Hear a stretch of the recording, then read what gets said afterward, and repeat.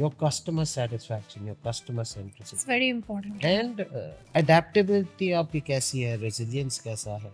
Residential projects में maintenance कम होती है, पर appreciation usually ज़्यादा होता है. 2008 में Java एकदम से खत्म हो गई, which was our bread and butter. So I had infrastructure of 2 centers. Changing market के साथ आपने project launch करा और market tank कर दी. आपकी कितनी डीप पॉकेट है टू ऐसे बहुत बारी होता है कि आप जो सोचते हो. Hello and welcome back to the Be Podcaster. I am Shambhavi, your host. India की इकोनॉमी के साथ साथ इंडिया का इंफ्रास्ट्रक्चर भी बहुत तेज़ी से ग्रो कर रहा है, तो डेफिनेटली इस केस में इंडिया के रियल इस्टेट में काफ़ी बूम आया है. तो let's talk about the real estate industry कि आपको कहाँ इन्वेस्ट करना चाहिए, किस तरीके से इन्वेस्ट करना चाहिए और नेक्स्ट 5 to 10 ईयर्स में इंडिया के रियल इस्टेट में क्या चेंजेस आने वाले हैं, किस तरीके के ट्रेंड्स आने वाले हैं. We have a very special guest mister Rahul Kapoor, the director at Landmark Group. Hello, Shambhavi. Hi, sir. How are you? Very good, thank you. Welcome to Be Podcaster. Thank you very much. So let's talk something more in detail about the real estate industry today. Look forward. Perfect. Let's do it. Let's do it. Okay. So I hope you will enjoy our podcast today. Very much, Shambhavi. Thank you for having me. Yeah. So let's start with कि जैसे real estate जो industry है, right? So it's something जो बहुत लोगों को fascinate करती है, अपना घर खरीदना, अपने ऑफिसेस खरीदने, एक ग्रोथ के सेगमेंट से भी अगर देखा, एक ग्रोथ प्रोस्पेक्टिव से भी अगर देखा जाए इन terms of investment and kind of thing, तो लोगों का रियल इस्टेट में तो माइंड जाता ही है. But being into real estate for so many years, I want to understand from you कि अब आपके अपने एक्सपीरियंस से what do you think where the real estate industry is moving. अच्छा, that's a good question, Shambhavi. Real estate is थोड़ा अगर इसको break down करो, very crucial part of your life. आदमी की लाइफ स्पैन में घर खरीदना बहुत बड़ा एक डिसीजन होता है. तो real estate is looked at from a investor stand point और एक एंड यूज़र के स्टैंड पॉइंट से. Gurgaon specifically is a very high growing real estate sector. इसमें अगर आप देखो तो 3 तरह के होते हैं. वन इज़ अ रेजिडेंशियल, एक कमर्शियल होती है प्रॉपर्टी, और एक मिक्स यूज़ लैंड जो आजकल चल रही है ज़्यादा. तो रेजिडेंशियल मार्केट के साइकिल्स होते हैं. अगर आप देखोगे 2008 में गुड़गांव में प्रॉपर्टी थोड़ी कम हुई थी, ग्रोथ स्टैग्नेट हुई थी. ऐसे नहीं था कि सस्ती होने लगी प्रॉपर्टी, उस तरह से बढ़ नहीं रही थी उस तेज़ी से, पर कभी भी ऐसे नहीं था कि नीचे जा रही है, एप्रिसिएशन कम हो गया था. तो साइक्लिकल मार्केट है. और आज when you and I are talking, it is on a rise. Gurgaon में in the last 2 years properties have gone up by about 40%. True. जो मकान 1.5-2 करोड़ के थे वो कई तो 4 करोड़ के हो गए हैं. और आप न्यूज़ में अगर देखोगे तो 100 करोड़ के भी आजकल गुड़गांव में अपार्टमेंट्स मिलते हैं. ये this was not heard of earlier. So Gurgaon is a very vibrant market, proximity to the airport, और बहुत सारे कॉरपोरेट्स यहाँ पे फ्रॉम द लास्ट 10-15 years हैं. Because of again infrastructure, overall network, and overall infrastructure development is very good.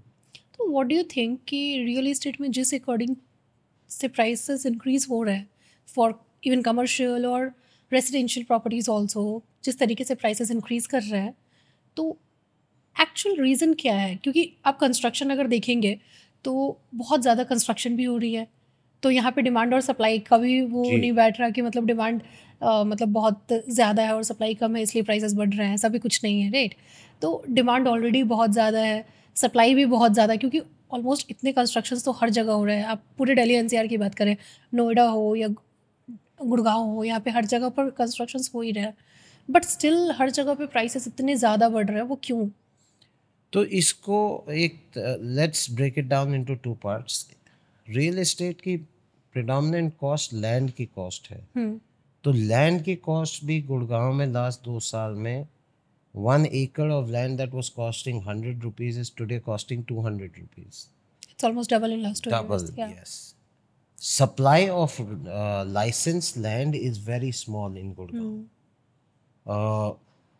जो construction cost 5 साल पहले थी, तो people are now moving towards high tech good construction. तो कंस्ट्रक्शन तो 1500 से 2000 रुपये स्क्वायर फुट में भी हो जाती है, पर जैसे प्रोजेक्ट्स आजकल लग्जरी प्रोजेक्ट्स हैं तो उनकी कंस्ट्रक्शन कॉस्ट भी 4500 5000 पर स्क्वायर फुट आ रही है। तो all put together the cost at which a project is being developed is also about 50% more than it was. और एक ट्रेंड बहुत स्ट्रॉन्ग आया पोस्ट कोविड, जो है कि पहले 2 bedroom अपार्टमेंट्स पहले बिकते थे, छोटे अपार्टमेंट्स बेसिक अपार्टमेंट्स की सेल फास्टर होती थी। वो ट्रेंड गुड़गांव में हम देख रहे हैं is changing. Slow down. Luxury products are selling more than the In fact, in affordable ones. one interview I came across कि DLF के जो luxury properties जी। थे वो within 3 days or 4 days I guess जी, उनकी that is properties called sold out हो गई DLF थी। Arbor. Yeah. And So यही ट्रेंड अगर आप देख रहे हो कि लोगों ने कोविड टाइम में देखा कि छोटे घर में रहना थोड़ा मुश्किल है, तो एक ट्रेंड जो हमने देखा पर्सनली, जिनके पास 2 bedroom के 2 अपार्टमेंट थे, उन्होंने कंसोलिडेट करके एक बड़ा चाहा। तो ये क्यों हमने लेके, जो हम बिल्डर फ्लोर्स भी दे रहे हैं आजकल, एक फ्लोर दिया और बेसमेंट में 3 ऑफिसेज दे दिए, तो वर्क फ्रॉम होम अगर फिर ना आए। तो ओवरऑल आपका क्वेश्चन का आंसर है कि एक तो डिमांड है, बहुत स्ट्रॉन्ग इनहेरेंट डिमांड है फॉर रेजिडेंशियल। एक दूसरा है कि cost of construction and cost of land, दो प्राइमरी जो कॉस्ट हैं फॉर द डेवलपर भी बहुत ज़्यादा है आज। और अब यूनिक प्रोडक्ट्स, कोई थीम आपको बनानी पड़ती है। आपकी lifts are very high speed lifts, आपकी infrastructure horticulture is very good compare to the earlier times. आपके ओपन एरियाज ज़्यादा देते हो आप to ज़्यादा get देते the luxury feel. True. Basic amenities like a swimming pool, clubs are being managed by international companies. So जो मेरे को ट्रेंड लग रहा है, अब लोग थोड़े बेटर लिविंग स्टैंडर्ड से जिएंगे और ब्रांडेड रेजिडेंसेस ज़्यादा आएंगे। There will be operators who will manage the residents and there will be on a 30-year contract with the developers, and then we will sell the projects. Talking about Landmark Group, how much area currently like you have already delivered? We started our journey with a 100-acre township at Daruheda called the Golden Villas. वो हमने दे दिया। These are mini farmhouses of 500 square foot and 1000 square yards. 500 square yards and 1000 square yards. Post that we came into mainstream Gurgaon. We have delivered 13 projects, and हमने अब जो last 2-3 months 6 months में कर रहे हैं, we are ongoing projects है हमारे। Landmark the homes at sector 81. This is affordable. एक दीनदयाल DDJY में प्लॉट्स की स्कीम है। ये DDJY scheme was introduced for smaller affordable plots. तो हमने हाइब्रिड एक बनाया है कॉल्ड दी अवाना, एंड एक हम सेक्टर 88 में 2.5 एकड़ का कमर्शियल प्रोजेक्ट ला रहे हैं। इसके अलावा हमारे 2 बड़े प्रोजेक्ट्स आ रहे हैं। एक 2 million square foot का office on the extension, 2 million square yes, foot. 20 lakh plus square foot on the golf course extension road, and एक 1 million plus on Dwarka express way.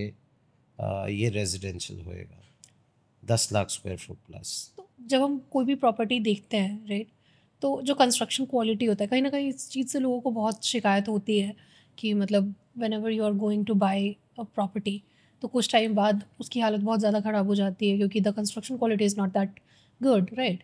तो हाउ डू यू इंश्योर कि construction की जो quality है वो top हो, best हो, वो कैसे इंश्योर करते हैं? मैम टाइम चले गया कि डेवलपर्स खुद करते थे। मोस्ट लग्जरी प्रोजेक्ट्स के आर्किटेक्ट्स इंटरनेशनल होते हैं, इंटरनेशनल होता है। फिर आपकी team, construction team with the other professionals, तो ये कंस्ट्रक्शन आउटसोर्स करते हैं। इसलिए कॉम्प्लेक्सिटीज होती हैं, हायर बिल्डिंग्स बन रही हैं 25, 30, 40, 50 फ्लोर की। So we outsource construction and the main factor is there is a PMC जो चेक करती हैं जो कंस्ट्रक्शन, जो आपने बीओक्यूज दिए हुए हैं, जो आपने सैंपल अपार्टमेंट में दिया हुआ है वो ही लग रहा है। ट्रू। तो इसी के लिए कॉस्ट, जैसे मैंने पहले कहा था, कॉस्ट अब आज की डेट में residential cost of a luxury project can be anywhere between 4,500-5,000 से लेकर मे बी 8,000 ऑल्सो पर स्क्वायर फुट। तो quality is given with all luxury. Today the customer is very very conscious of quality, और आजकल developers भी with the compliances coming in like HRERA, we have to deliver on time. We have to deliver what we were promised. सो मतलब जैसे एक position का जो time period होता है, तो what do you think is a ideal position time period for any builder? Ma'am, this is dependent on the project. Commercial project is usually delivered between 4 to 5 years, and dependent on the size of the residential project, it is given between 3 to 4 years. यहाँ पे मैं mention करता हूँ कि residential projects में maintenance कम होती है, पर एप्रिसिएशन यूजुअली ज़्यादा होती है, रेंटल वैल्यू कम होती है घर की। और सेम अगर आप कमर्शियल दुकान देखोगे, उसकी रेंटल वैल्यू ज़्यादा आएगी आपको, और उसकी appreciation compare to residential usually कम होगी। So it's about the ROI, right? Yes. So let's suppose if any new investor want to invest into any property जहाँ से उनको ज़्यादा रिटर्न आए, जहाँ से ज़्यादा अर्निंग्स आए, तो व्हाट डू यू सजेस्ट कि उनको रेजिडेंशियल में करना चाहिए, कमर्शियल में करना चाहिए? मैम हर एक टाइप का बायर अपनी सोच से आता है। तो रेजिडेंशियल का बायर अगर आप देखोगे, यूजुअली फर्स्ट टाइम अगर बायर होता है फॉर हिज एंड यूज़, तो वो स्टार्ट अपनी जर्नी करेगा with a mid luxury sector. he will usually it will be a young couple who will want a house after they are married. They both will be clubbing and paying the EMI. True. तो residential की अपनी market है। Residential की appreciation, land की appreciation सबसे ज़्यादा होती है। अगर आप एक प्लॉट आज लेके छोड़ दो 10 साल के लिए, उसकी एप्रिसिएशन सबसे ज़्यादा होगी। True. अगर आप घर कॉन्डोमोनियम्स देखें, एक ट्रेंड और आ रहा है कि people are wanting to move to gated condominiums from villas and standalone homes, They want to move into high rises. gated high rises, because अब वो टाइम गया कि हाई राइज में ज़्यादा महंगे नहीं थे। Like I said earlier, Gurgaon में कुछ डेवलपर्स 100 करोड़ प्लस का True. अपार्टमेंट ही बेच रहे हैं।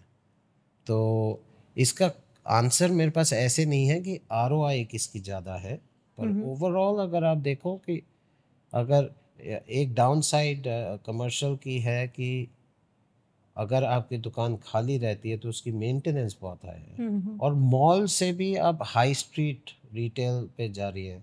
हाई स्ट्रीट रिटेल होता है which are open, the maintenance charges are usually lesser. तो अगर आपकी दुकान खाली होती है तो आपको मेंटेनेंस इतनी नहीं होती। अब मॉल की maintenance usually varies from 25-23 rupees per square foot. High street mall पे ये 14 रुपये आ जाती है। So it is easy on the person to pay the maintenance. And we can say that it depends upon investors to investors also कि उनकी expectation क्या है, लॉन्ग टर्म देख के चल रहे हैं, शॉर्ट टर्म देख के चल रहे हैं। गुड़गांव में अगर इन्वेस्टर बेस देखो तो investors are the largest users of real estate. Maybe breakup of about 30 and 70 होएगा. 70% इनिशियली जब इन्वेस्टर्स प्रोजेक्ट लेते लॉन्च होता है तो हैं। इन्वेस्टर लेता है. तो इन्वेस्टर दोनों में करते हैं, उनकी एपेटाइट पे है. वो कुछ ऑफिस स्पेस अगर नहीं आ रही है, तो अगर ब्रांडेड रेजिडेंसेस, ब्रांडेड ऑफिसेज आ रहे हैं आजकल, इंटरनेशनल ब्रांड्स के ऑफिसेज भी आ रहे हैं in Gurgaon. There are international companies that are coming to Gurgaon and making offices, commercial buildings. तो इन्वेस्टर चंक ऑफ मनी डालते हैं, एप्रिसिएशन की एपेटाइट पे है. अगर एग्जांपल लेते हैं, 10,000 पे लॉन्च करा उन्होंने, 10,000 स्क्वायर फुट लिया. अगर उन्होंने 2,000 पे एग्जिट करना है तो 12 जब पहुंच जाएगा तो एग्जिट कर जाते हैं. ट्रू। कई लॉन्ग टर्म इन्वेस्टर्स होते हैं जो एपेटाइट रखते हैं कि बिल्डिंग बन जाएगी और इसमें टेनेंसी आ जाएगी, लोग रहने, आई मीन टेनेंट्स आ जाएंगे, तब you get more outcome. Real estate में एक और चीज़ है मैम कि जब तक आप बना के पूरा जितना रख लेते हो उतना आपको रिटर्न मिलेगा, पर बहुत एक्सपेंसिव रिसोर्स है. That's why builders do a mix. वो शुरू में कुछ बेचते हैं, 20% बेच दिया, फिर 20% बेच दिया, तो एंड तक जाते जाते बिल्डर की जब बिल्डिंग पूरी बनती है तो कई बार 80% सोल्ड होता है.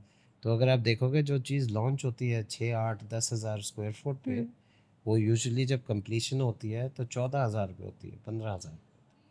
ट्रू। तो सेम विद द इन्वेस्टर, उनकी एपेटाइट जितनी है उसके हिसाब से they enter the market and they exit the market like that. True. So let's talk about the real estate in Gurgaon versus Noida. Good question, ma'am. Uh, Firstly, there is a stark difference in Noida and Gurgaon properties. Noida में entry land लेने के लिए the there is no, you can not buy land. आपको government देती है on a हाँ, long term true. Lease. So this is called a lease hold land. Gurgaon में you buy the land first. So the entry barrier for Gurgaon and Noida, ये बहुत बड़ा फ़र्क है. Gurgaon the entry barrier is very high. आपको EDC IDC government को देनी होती है, लाइसेंस फी होती है. तो entry to let's say 8-10 acre kind of a project runs into multiple crores. That is not the case in Noida. Noida में दूसरी चीज़ देखी है कि इन द रिसेंट टाइम भी रेजिडेंशियल मार्केट ऊपर आ रही है. अगर आप 5 साल पहले तक देखो, नोएडा के घर और गुड़गांव के घर में एटलीस्ट 50-60% का फ़र्क था. That margin is slowly decreasing with a luxury project in Gurgaon and in Noida. तो there are lot of good developers जो गुड़गांव से गए हैं Noida and they are exploring the market there. But again Gurgaon के policies compliances are more still than Gurgaon than Noida. और नोएडा की market is got is own charm. There will be a lot of residential units sold there for people who want proximity that side. अब Jawahar airport आने से we are hopeful that there will be a more development around the airport. तो जैसे चल रहा है, I think it is a matter of time कि नोएडा में भी आप सुनोगे अप्रिसिएशन. ट्रू। तो जैसे अगर हर हर इंडस्ट्री का या फिर हर मार्केट का एक सैचुरेशन पॉइंट होता है, तो डू यू थिंक कि Gurgaon will also witness that saturation in real estate from like for in next upcoming few years? I personally don't think so, because master plan में इंक्रीज होती जाती है लैंड. अगर आप 2015 में देखोगे और अब देखोगे, ये मास्टर प्लान ऑफ 2015 एंड 30 में फ़र्क है कि पहले मानेसर तक था, फिर मानेसर से आगे चले गया. तो लैंड इंक्रीज होती जाती है. पिछले 5 साल में आपने सुन रहे थे Dwarka express way, Dwarka express way, पर अब with prime minister flagging off the highway, you will see a lot of luxury projects upcoming. We are one of them to launch in Sector 103. Yeah. तो सैचुरेशन तो बिल्कुल नहीं So हो रहा। basically sectors से- बढ़ते जा रहे हैं, हाँ, न्यू distance आप गुड़गांव इसको increase जी। करते जा रहे हो, तो so आपको that's इस like साइड ऑफ हाईवे थे पहले, अब आप उस साइड उस ऑफ तरफ आ हाईवे रहे चले हो, जाएंगे। फिर ये एरियाज बढ़ते चली हाँ जाएंगी, जी, हाँ एनसीआर जी के रेंजेस जी बढ़ते चले जी। जाएंगे थ्रू दैट। तो सैचुरेशन तो नहीं होगी एटलीस्ट इन द कमिंग तो फ्यूचर। रिसेंटली मैं एक मतलब रियल एस्टेट इन्वेस्टर से मिली थी, तो he used to invest in Gurgaon but not in Noida so far. तो recently I met him and I came like उनका जो पर्सपेक्टिव था, दैट पर्सपेक्टिव वाज कि जैसे गुड़गांव है तो गुड़गांव का मतलब अब काफ़ी ज़्यादा कंजस्टेड कह लीजिए, या फिर मतलब रोड्स या उस तरीके से चीज़ें नहीं अब नहीं है उतना, बट नोएडा में क्योंकि Noida is a well planned city which you can say Certainly. Right, तो और ग्रेटर नोएडा तो उससे भी ज़्यादा प्लान्ड है। तो नोएडा में कहीं ना कहीं रोड्स वगैरह है या फिर जिस तरीके से सारी चीज़ें मतलब ग्रीनरी का ख्याल रखा गया है वहाँ पे, तो वो सब चीज़ें बहुत, ट्रैफिक मैनेज्ड है, तो वो चीज़ें वहाँ पे काफ़ी मैनेज्ड है। तो इस वजह से कुछ एक इन्वेस्टर्स की जो अब इंटरेस्ट शिफ्ट हो रही है नोएडा की तरफ भी, तो do you think that this will impact like this in near future, this is going to impact the Gurgaon market? Ma'am takers सारे रियल एस्टेट में होते हैं, हर एक ज्योग्राफी में। बॉम्बे की अपनी रियल एस्टेट मार्केट है, तो गुड़गांव और नोएडा में थोड़ा डिफरेंट टाइप ऑफ इन्वेस्टर है, but yes you will see that investors are starting to look at Noida now as a investment proposition. Investor को क्या चाहिए? Investor Returns. को रिटर्न चाहिए। True. Return in Noida And is wider portfolio as well. Longer time में and come मिलता है। Return in Gurgaon is in a shorter time ज़्यादा मिलता है। ज़्यादा मिलता है। True that. So for an investor, Gurgaon is certainly going to be, but certainly, like I said, the trend is there that investors अपना portfolio सब जगह का देखते हैं, and Noida may be one of them in time to come. True. तो अगर हम जैसे रेंटिंग वर्सेस बाइंग की अगर बात करें फॉर रेजिडेंशियल, जो 2 BHK 3 BHK जो मिड लग्जरी सेगमेंट जो है उस सेगमेंट की अगर हम बात करें, तो what do you think people should by that और रेंट पे रहना चाहिए? A sensible thing to do. Warren Buffett said that always live in a rented house. या पर हमारी जो mindset as Indians है, the first thing we want is to own a house. True. तो हर एक पेरेंट, हर एक young couple wants to first buy a house, own it. If you have to ask me personally, I think it will be cheaper to To rent stay in a a rented 100 house. crore house than to actually buy it. Actually buy it, But true it that. also comes with a certain amount of status, pride.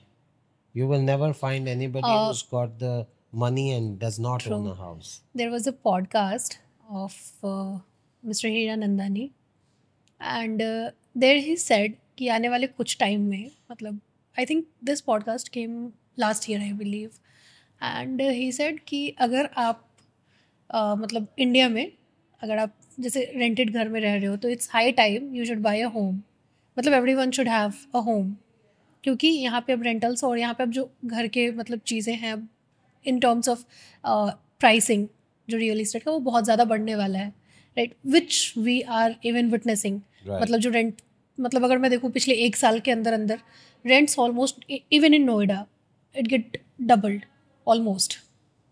तो उनका ये कहना था कि मतलब everyone should buy a home. I am in agreement with this. See, it is a double-edged sword. I said that 100 crore house, it will be cheaper to True. rent out, but you will generally find very few people renting it out. Same which way, ghar is related to, you Pride. know, pride, safety, security. So you will seldom find कि जिनके पास affordability है और वो घर नहीं खरीद। अच्छा, I always wanted to understand one thing कि जैसे हम जो हाई राइजेस अपार्टमेंट्स खरीदते हैं, राइट, तो that's like let's suppose for example let's understand like this कि अगर हम एक लैंड खरीदते हैं, लैंड खरीद के अगर हमने उस पर घर बनाया तो हमारे आगे के जनरेशन जितने भी आगे के जनरेशन होंगे उनके पास वो चीज़ें होंगी, right, as an asset. But what if like जैसे अगर हम हाई राइजेस अपार्टमेंट्स खरीदते हैं तो सर्टेन पीरियड ऑफ टाइम के लिए वो आपके पास होता है फॉर 90 ईयर्स और 99 ईयर्स, इस टाइप की चीज़ें होती हैं। तो डू यू थिंक कि मतलब एक लैंड में इन्वेस्ट करना चाहिए या उसमें इन्वेस्ट करना चाहिए, इफ़ योर इस प्रोस्पेक्टिव से अगर देखो कि लॉन्ग टर्म के प्रोस्पेक्टिव से अगर आप लेके चल रहे हो तो? लैंड की एप्रिसिएशन जैसे मैंने पहले बोला था मैक्सिमम होती है। अगर आप लैंड उसी लैंड पे 300 गज पे अपार्टमेंट बना दो तो वो 10 साल चलेंगे, 15 साल चलेंगे, 20-25 साल चल 25 साल जाएंगे, फिर चले। तोड़ के हो सकता है बिल्डिंग लॉज चेंज हो गए हैं, अब हम्म। आप ज़्यादा बना सकते हो, हम्म। वो बिल्डिंग पुरानी हो गई तो आपको चेंज करना पड़ेगा। हम्म। और ये नोएडा में है कि 99 ईयर में लीज होल्ड रहती है, गुड़गांव में that piece of land is yours forever, you have registry against the said land, you own the land, आप आगे Okay, किसी को let's suppose बेचते if हो। I am buying a property uh, in any high-rise apartment, right, and my property is on like 20th floor, for example. So if I'm buying that, so it means that that particular land is for me, is नहीं, it? इसका थोड़ा technical जवाब है। Hmm. अगर 2-3-4 एकड़ में 50 apartments बने हैं, So it will get divided. Land in lieu underneath proportionately Hmm. आपकी ओनरशिप है। Okay, so it will get पर ये divided. टेक्निकली आपकी रजिस्ट्री अपार्टमेंट की ही होती है, but in technical terms But I अगर have the rights on that, yes right? Yes So it is quite better आप than आप वो what कभी भी तोड़ के हाई राइज तो किसी इतने so you सारे can't do that. अपार्टमेंट्स हैं तो this is only for Absolutely. Theory, Yeah. you actually own the You can't. house, the Yeah. apartment in the house. True that. Yes. Sustainability की कुछ बात करते हैं क्योंकि Okay. कहीं ना कहीं अब हर चीज़ even in vehicle we are moving towards sustainable vehicles and green energy kind of thing so do you think that we can maintain that in real estate as well in sustainability Times are changing. Green laws करके the government is also giving more FAR. तो अगर आपकी एक green certified building है तो government आपको 2% 5% ज़्यादा बनाने देती है। Building codes are moving towards more energy efficient building, solar power. अगर आप देखोगे in residential, more use of glass facades, UV rays, reflection glass, double glazed glass. तो certainly sustainability पे काम हो रहा है, पर all of this adds to cost. So we are at the infancy stage कि ये cost versus अगर customer would want it, then I think we'll move towards more sustainable. But otherwise, appreciation is on land any which ways. आपके appreciation time will come when you have more high tech, faster lifts, better parking spaces, more ventilated, technology in parking. True. So let's talk about that. If somebody is a first time home buyer, right? If somebody is buying it for the first time and they do not have the expertise about what are the things which they should keep in their mind while going for any sort of properties in high rises apartments. So, what are the things which a new edge, property investor should keep in their mind while buying a home? Okay, so this is a good question. First, the name. The person should have delivered a few projects. Number two should be their brand awareness, the brand's brand awareness. Number three is budget. If you are looking at a home of 1.5 crores, don't look at 2.5 crores. So आपके budget में जो आता है उसको पहले shortlist करो. This will depend on the location. Like in Gurgaon, my sense is कोई भी घर on the golf course या golf course extension road 3-4 crore से कम नहीं होएगा decent builder का. True that. So somebody who's looking at a more affordable should go towards the newer sectors, 93. A bit on a 80, distance part. yes. And now with compliances like RERA coming in, they are safe because the developer has to build in the stipulated time में बनाना है उन्होंने. और एक चीज़ है कि 70% उनको एक RERA account escrow account में डालना होता है जिसमें can be used only for construction. तो this was a good mechanism to keep a check कि आपका टाइम पे डिलीवरी हो जाए. लास्टली उनको देखना चाहिए कि उनके लिए क्या मेट्रो कितनी दूर है, हॉस्पिटल्स कितने Connectivity, दूर हैं, malls कितने दूर हैं. schools. If they are school going kids, yes, they should certainly look at schools. Yeah. Hospitals कितने दूर हैं. अगर तो ये नए सेक्टर्स है, पुराने सेक्टर्स में तो these are all, Definitely, these are the available. infrastructure is all available. True. So, what makes a developer a good or a bad developer? All developers, to my mind, There's a good ma'am, developer. are good developers. But there are few basic things. One is like your market knowledge Yeah. and expertise. So you have to have the market knowledge of where to buy a land. The timing has to be right. So the entry point is किस time पे घुसना है, कितना land लेना. Land is very expensive. Second, Gurgaon NCR market is sold by the channel. Channel brokers आपके main customers आज की date में ब्रोकर्स हो गए हैं. ब्रोकर्स आगे बेचते हैं और आज की डेट में बड़े बड़े ब्रोकर्स हैं विद अबाउट 100 ब्रोकर्स. तो आपका चैनल नेटवर्क रिलेशन और उनको कैसे मैनेज करते हो defined your sales. Your sales strategy have to be innovative. Marketing around the project has to be innovative. आपका प्रोडक्ट मिक्स आपको पता होना चाहिए कि मार्केट में 4 बेडरूम बिक रहा है, 3 बेडरूम बिक रहा है, कि मिक्स ऑफ बोथ बिक रहा है, प्राइवेट लिफ्ट बिकेगी कि नहीं. So one thing that we are doing now as we speak is 103 में जो हम प्रोजेक्ट कर रहे हैं, we are putting in a submission drawings.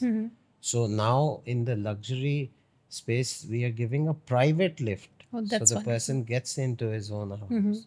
That is a key thing in a luxury we're adding. So things like this, kitni badi balconies dete hain. There's a science around it. You have to have strong market research. Uh, Lastly, I would say customer is your king. आपने अक्सर सुना होगा कि जब कोई आदमी खरीदने आएगा apartment, he is treated well, and if he comes for a refund he is treated differently. True. वो टाइम चेंज हो रहा है. Customers should be looked at with great insight. Customer को आज ठीक से your customer satisfaction, your customer It's centricity very important. And adaptability आपकी कैसी है, रेजिलियंस कैसा है. चेंजिंग मार्केट के साथ आपने प्रोजेक्ट लॉन्च करा और मार्केट टैंक कर गई, आपकी कितनी डीप पॉकेट है टू होल्ड True. ऑन. ऐसे बहुत बारी होता है कि आप जो सोचते हो कि इतने में बिक जाएगा, नहीं बिकेगा. How can you adapt to a different market, different pricing. customer satisfaction is very important. Lastly, I would say कि the world is moving to digital. आपकी digital presence क्या है? Technology driven things. Digitally, if you're not there, you'll be vanished. Not only in real estate, I But in say every industry, I every believe. industry. True. तो आपकी digital presence क्या है is very important. And if you promise what you've said you will give, that's the key. You know, आपके जो sample apartments हैं या True. show apartments कहते हैं, जैसे आपने दिखाया वो बना के दे दो, टाइम दे दे दो. I think there is not too much of rocket science in that. It is real estate is about actually managing a Lego set which you put the pieces together, and over a period of time you get credibility. The brand kind of works for you. We have delivered 13 projects successfully. So I think we're looking to launch 103 and this 2 million square foot of office space, and hope things go well there. Definitely it will. So जैसे अभी हम देख रहे हैं कि India में startup का culture बहुत तेज़ी से ग्रो कर रहा है, राइट? जी. And because of that I believe कि जो को वर्किंग का कॉन्सेप्ट था, जो पहले नहीं बहुत ज़्यादा नहीं चल रही थी, बट नाउ अगर हम दिल्ली एनसीआर में देखें या फिर किसी भी बड़े सिटी में आप जाओ जहाँ पे बिजनेसेस का कल्चर या कॉर्पोरेट का कल्चर है, तो वहाँ पे को वर्किंग के, को लिविंग्स के भी डिमांड काफ़ी ज़्यादा इंक्रीज़ कर रहे हैं, right? Because of the startups, because of the infrastructure of growing entrepreneurship industry as well.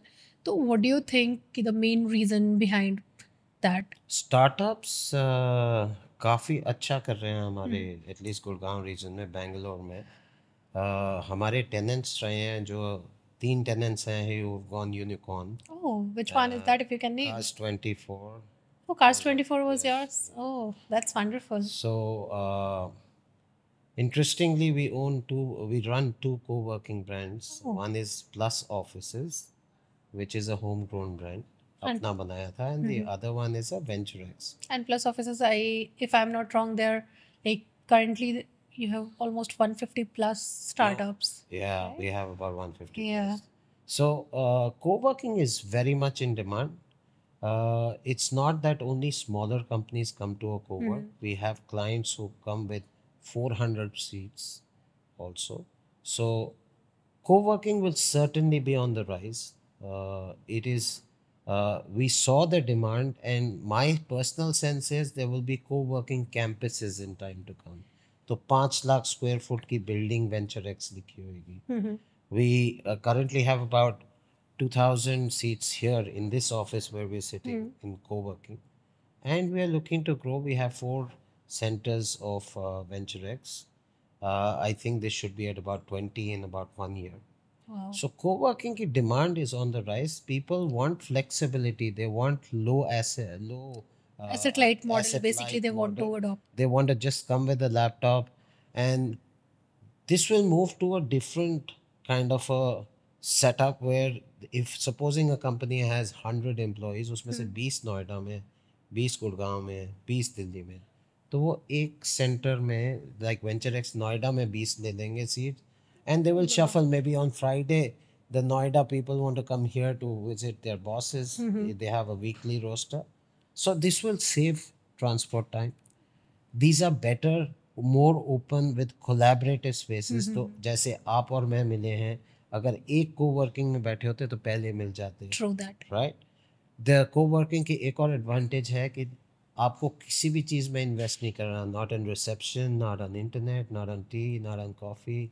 Not on furniture, not on People are Wi-Fi. going the next level where they want to pay. You can even have a butler serve you, any kind of a True. fruit platter if you're willing to pay. So in time to come, scalable भी होंगे, and they'll be also customizable. ये आपको एक cabin में एक ही seat चाहिए या 6 सीटें चाहिए, you can opt for that. So co-working is on a growth. Now there are offices which are a mix of co-working and co-living. वो दिन में offices होते हैं, and furniture is like this that they can come down and they True. they can Because also sleep there. post-COVID, मतलब, in my opinion, I might be wrong, but I think that post-COVID people are more inclined towards कि अगर काम कर रहे हैं तो जो travel का टाइम है वो बहुत कम हो, या तो ऑफिस बगल में हो या सेम बिल्डिंग में हो. तो इसलिए कहीं ना कहीं अब काफ़ी ज़्यादा स्टार्टअप्स ऐसे भी हैं जो अपार्टमेंट्स में ही शुरू हो जा रहे हैं. जी, बहुत सारे ऐसे स्टार्टअप्स हैं जो यूट्यूब वगैरह पे भी अगर आप देखेंगे तो काफ़ी सारे ऐसे स्टार्टअप फाउंडर्स हैं जो अपनी जर्नी एक अपार्टमेंट से शुरू कर रहे हैं ताकि उनका टाइम बचे, उनकी रिसोर्सेज बचे, वहाँ पर ज़्यादा इफेक्टिवली वो काम कर पाएँ. तो this kind of culture is also not only that, Shambhavi, दूसरी चीज़ है कि people have started to move to better cleaner air also. True. तो बहुत स्टार्टअप्स गोवा में भी मूव कर रहे हैं. सो co-working अब आपको गोवा में भी गोवा में भी दिखेगी आपको. In places like the hills co-working दिखेगी. A mix of co-working, co-living. आजकल we are on a fast pace, high Absolutely. technology. Today आजकल मिलेनियल्स वांट कि सब कुछ जो 10 दिन में होना है वो एक दिन में हो जाए. They want Absolutely. better technology in offices. They want more compact kind of setups. So I personally, to wrap this question up, feel कि certainly co-working will be high on demand. There will be bigger scalable co-working. We have co-working spaces of 55,000 square foot also currently at VentureX and both Plus offices. So Now let's talk a bit about you. Like, we have talked a lot about the industry, and now I want to talk about you as a Okay. person. So you were earlier into HR, right? You were running an HR agency as well. But from HR to sales and marketing, that too in real estate. So what was the driving force of that? Okay, so I'll give you a helicopter view. This will go on for 2 hours if I talk about myself. I'll give you a helicopter view of my life. I've been brought up in a place in the Middle East, Kuwait, जगह का नाम है. जी जी. Post Saddam's invasion in 91, I got back here.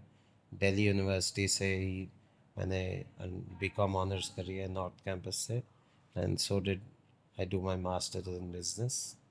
And उस time पे when I got out of college, I joined. In fact, Landmark at that point of time was in retail for IT machine. We were selling compact preservative machine. So that I started my career with the Landmark Group, but they were not in real estate then. Worked with them for about 3-4 years, and then started my own IT training company. 2008 में everything was going fine, but 2008 में Java एकदम से खत्म हो गई, which was our bread and butter. So I had infrastructure of 2 centers. So I thought I will start training, and that was the time BPOs had come in, international BPOs. तो हमने सोचा कि इनको हम ट्रेन करके place कर देते हैं. True. We did the first batch, but where we added value was sourcing people and not training them. The BPO said कि हम ट्रेनिंग तो अपनी देंगे, Oh. आपने वैल्यू ऐड करी है इन sourcing. So we got on to becoming Sourcing. sourcing of agents, and at peak we were doing something like 300 to 400 agents in 1 month. Oh, So this was mass recruitment. true. But we were grappling with the situation of having 3, 4, 5 offices, not really adding too much value, and I sold the company and joined a tech edutech company. It was called Educom, and I ran their vocational business. This vocational business was sold to a company called Pearson, and I was in Gurgaon, and the office shifted to Noida. Then I went back to do my HR kind of a role in Dubai as the head of recruitment for a large bank. And वहाँ से when 2 years passed, I thought, I want to do something long term. तो दो चीज़ें थी, एक तो पैसा is very important, and real estate में at that point of time, Landmark, I know the promoter well. Landmark was a large brand already, but I came with a mindset to re-engineer. Customer satisfaction की बात करी थी, वो processes लेके आएंगे, rebrand the company to get it to a certain level. ये सब कुछ सोच के I came back and started, and rest is history. It's been about 12 years. Absolutely. We have grown from when I joined them. We've delivered about 8. So when you joined Landmark, what was your position? I was a consultant where I was looking whether I want to do something in real estate. So how come from a consultant to the position of director? It's huge, Yes. right? So what was your till now? What's your experience from being a consultant to being a director of the company? So what do you think? So I think in real estate you will see people kind of either last, they will be tenured 20 years, or the person will leave and jump in a sales and marketing position in 2 years. So either you have the knack or you don't get the knack. True. And luckily for me, we have delivered. I have been trustworthy with the promoters. There is hard work that has gone in. I honestly didn't know of too much in real estate. So ye all put together, there's, where I would say that if you diligently do your work, there's a lot of margin here. There's a lot of growth. There is a lot of money. So from all three standpoints, and I'm not somebody who came here to switch a job. True. Yeah, I in the Middle East, also in Dubai, I had a very good job. I came here to be in India to kind of have longevity, and I run this company, like it's my own. I don't have too much of micromanagement. So just out of curiosity, I just want to understand कि people from India are moving to other countries, right? And you, a person being born and brought in Kuwait and then moving to India, right? So what was the reason behind that, and what was the actual feeling कि हाँ मतलब नहीं मुझे India जाके रहना है? मतलब ऐसे आपने भी देखा होगा कि लोगों को इंडिया में रह के बिजनेस करना है, बट हाँ फिर बाहर जाके सेटल हो जाना है कहीं पे किसी भी कंट्री में. This kind of things which people are तो मैं डूइंग. पर्सनली इसको दो हिस्सों में तोड़ लेते हैं. Okay. Personally I never wanted to leave India because India में बहुत सारे प्लसेस हैं. आपके पास घर में हेल्प होती है, वहाँ आपके तो नहीं पास होते बाहर. गाड़ी चलाने के लिए यू हैव हेल्प, वहाँ पे ये चीज़ें खुद करनी पड़ती हैं, मोस्टली आउटसाइड इंडिया। दूसरी चीज़, इंडिया में आपको सेंस ऑफ सिक्योरिटी है। आप जितने भी टाइम मिडल ईस्ट अमेरिका में, even if you are a citizen, Indian origin citizen of you, आपको फिर भी कुछ इनसिक्योरिटीज रहती है, इज माई पर्सनल ओपिनियन। तो I, in my adult life, I knew that I can maybe work outside for 2 years, 5 years, but I wanted to live in Live in India. My Okay. parents have also spent 3 decades, 30-35 साल Kuwait में. My brother, in fact, is still in Kuwait. Oh, His son is in Spain. So everybody is all over the world. It's a personal choice. yeah.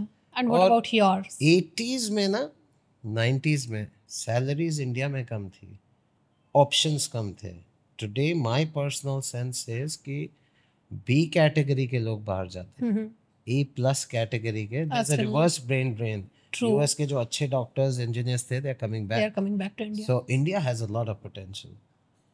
Growth story in India is humongous. True that. So you And should be even here. the growth, if you'll Yes. see in past few years, it has been tremendous for India. Certainly, it's Yeah. been on a growth So trajectory. what are your hobbies? My spare time interests are, I'm a golfer. I'm very fond of golf. I'm into fitness. Uh, I have a daughter who's in class 11. I like to spend time with her. And overall, I think we don't get so much of free time because weekends is busy Absolutely. time for real estate. So we kind of work 5.5 days a week. True. Yes. So thank you so much. I really enjoyed talking to you. Enjoyed as well. Thank you very much. And it was an amazing conversation. I'm sure there are a lot of people जिनके questions होते होंगे about real estate, about Noida versus Gurgaon. So definitely they will get their answers through this podcast. I hope so. Yeah. Thank you for your time. Thank you so much. Thank you for having me.